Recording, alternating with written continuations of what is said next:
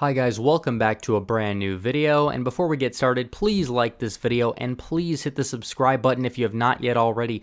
We are almost to 19,600. Can we hit 20,000 by the end of the year? You guys have been great. We're doing very well on the channel, and the goal has increased from 19K by the end of the year to 20K, so please help me get there by subscribing.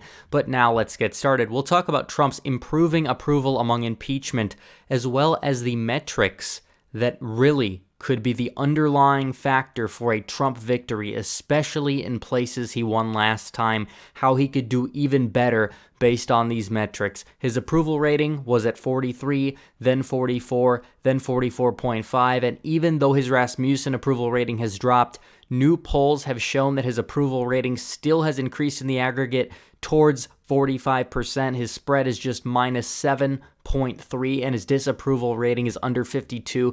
This is all after he had been impeached in the House. He is still doing very well in the approval rating compared to how he was doing about a month to 2 months ago. And also, I think that we have to look at this in the lens of the failures of the Democrat Party and how they have failed to stop Trump, even though they have used their nuclear option to stop him.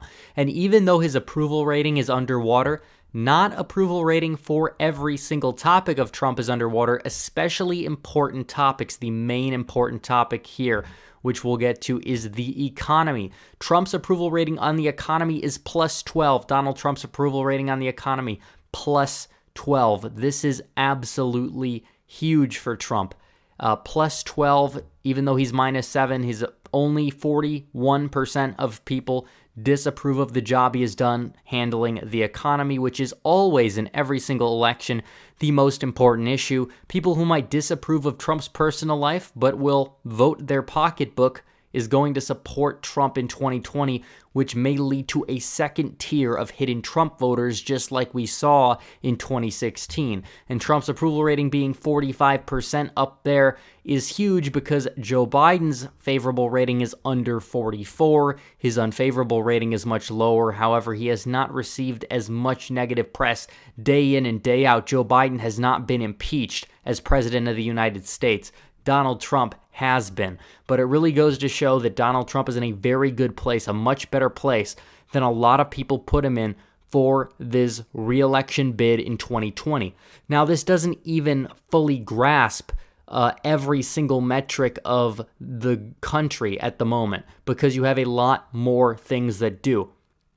Democrats have talked about for years how trickle-down economics, cutting taxes, doesn't work, and there is some evidence to show that in the Reagan era, it necessarily didn't boost the wage growth for the lower class. However, Reagan failed on trade, and Bill Clinton failed even more with NAFTA. Now we've got things like the USMCA, but I want to show you this graph here. The pickup in wage growth over the past 2 years has come from the low-wage industries, the blue-collar wages. The lower class, the working class, is actually seeing a boost. And that is especially huge because a lot of those voters were in a period of stagnation, as you can see on the graph, from roughly 2007 to 2018, weren't doing too well comparatively. Now the lower class is growing faster than the middle class, which is growing faster than the upper class, which is actually a very good news. People talk about trickle-down economics not working.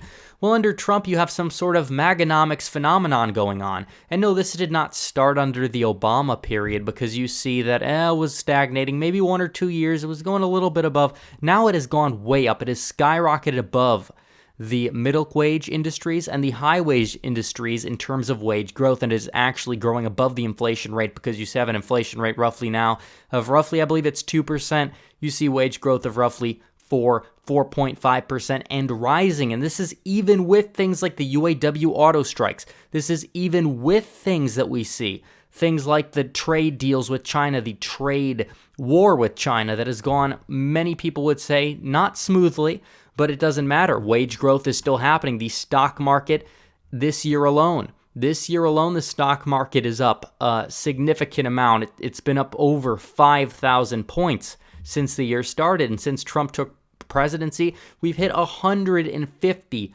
record highs in the stock market. A lot of that has to do with deregulation. A lot of it has to do with cutting taxes, and we would be at 35,000 now if it wasn't for the ridiculous trade war with China that the globalists hate so much because the globalists hate Donald Trump standing up for America to these people. They hate Trump standing up for what's right because the elites in office, the globalists, they have not done this for years and years and years. They've taken advantage of people. Well, Trump came into office and he said, well, I'm not going to let these global interests take away from the American people. I'm not going to let them take your jobs away. And now he got Congress to sign the USMCA, which is very good news. But I can't get over this graph, and I think a lot of people can see why, is that for many years under Obama and Bush, it's not a Democrat thing or a Republican thing because, frankly, both sides in the past have failed this country. I'm looking at this graph, and under Obama, it got significantly worse. Wages were stagnating below inflation rates for much of the Obama administration. I think roughly 2014, by the way. Coincidentally, you have Republicans working with him. I know they were rhinos, but you had a rhino Congress for about 6 years under the Obama administration, and we did see a significant, I guess you would say a medium significant turnaround because, yeah, you look at things like unemployment. Unemployment was doing better when Trump took office, that is true. Some metrics were doing worse when Obama left office. Some metrics were doing about the same, and some metrics were doing slightly better. Under Trump, all of those metrics are doing better. The ones that were doing better have continued to do better. The ones that were doing have done better. This would be an example of one of them, as well as those that were doing worse are also getting better. Stock market relative dead zone election day, big spike, big boost in consumer confidence. Therefore, you see the economy start to take off. Donald Trump's effect on the economy is real. It's not just some sort of carryover thing. Yes, the unemployment rate, which a lot of leftists will cite, was doing better. Trump has taken it to new heights. The unemployment rate doesn't tell the whole story. Donald Trump talked a significant length in 2016, and it looks like the metrics that he highlighted on the campaign trail, he has fulfilled the promises to a certain extent. A lot of the critics will find a way to say that this is not exactly his fault, it's someone else's fault. But you look at this diagram, there is just no way around it to say that the country isn't doing well in terms of the economy. You got people like AOC saying that people work 2 jobs, then even PolitiFact, which is a very, I guess you would say, far-left fact-checking organization, says that AOC is wrong. And if we look at the electoral map for 2020 here, it's very clear. If you fill out the states that Donald Trump won in 2016, I don't see a state that he's going to lose, honestly, especially in the Rust Belt. The states that he won in 2016, he's delivered for them. The swing states don't like the impeachment. The swing states, however, do like the economy, and that is a very good thing to see. And even states that people talk about changing, like Georgia and Arizona, are probably going to stay with him one more time because there's a very good chance that in the suburbs he's not going to do worse. There's a very good chance he might actually end up doing better when it's all said and done. Didn't mean to put Colorado red there, but I think a lot of people understand the point. Therefore, he can keep the states he has. Michigan, honestly, he could win it by 5 if he plays his cards right. Pennsylvania, he could win it by 3 or 4. Wisconsin, he could win it by 7. I don't think that's going to happen. But if the trends continue and he can make a case for why the trend should continue, because a lot of it is politics. A lot of it has to do with Trump being a salesman. Trump will have to be a salesman. He'll have to sell the people to continue the good economy, which I honestly believe that he will. And states he's going to, like Minnesota, New Mexico, Nevada, and possibly Virginia, because they are not happy with what's going on in Virginia with the guns. And honestly, he's filling up the rallies in New Hampshire with 20,000 people, in Manchester.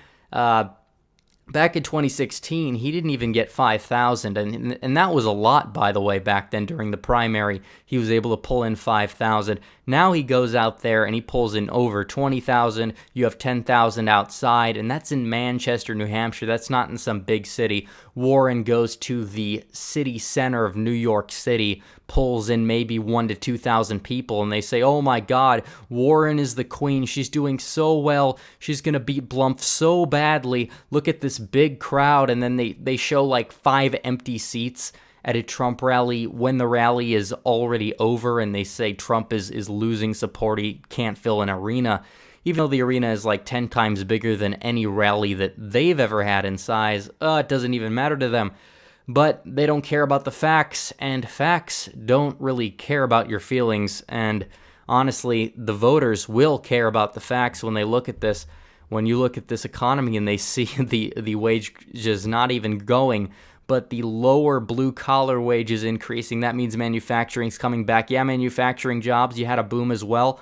Kind of went a little bit down because you had the UAW auto strikes thanks to the Democrat-run unions, but it looks like now things might be picking up, as especially the wages for the jobs have increased dramatically, and the stock market miracle has continued, and Dow 30K is on the table. How do you go on a debate stage with Donald Trump and debate these economic statistics? All you're going to have to say is, oh, it was doing better when he got in there.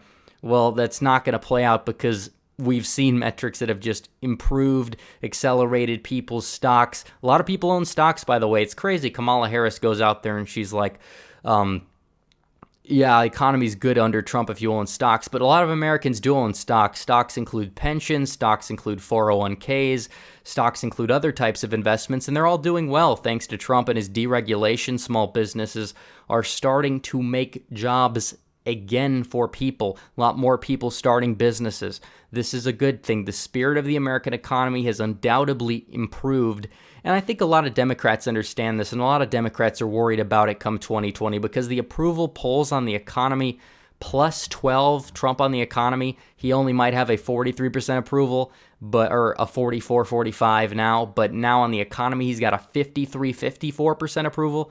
That is a drastic development. So that's really what it is. And thanks everybody for watching. By the way, before you go, this may be the last video I do before Christmas, so happy Hanukkah, Merry Christmas. If you want to give me a Christmas present, feel free to donate to the Patreon. We have great tiers. You get great benefits. You'll get a Christmas present for yourself. You want a Red Eagle t-shirt. If you want a Red Eagle coffee mug, it won't come by Christmas, of course. Of course. But honestly, if you want to get something for yourself, you can join the Patreon. If you want to get me a Christmas gift, I really appreciate it. Join the Patreon. Anyways, guys, thanks everybody for watching. Please like the video. Please subscribe. Let's get there to 20,000 by the end of the year. And please join the Discord. Follow me on social media. Join the Patreon. Links in description. And thanks everybody for watching. Red Eagle, out.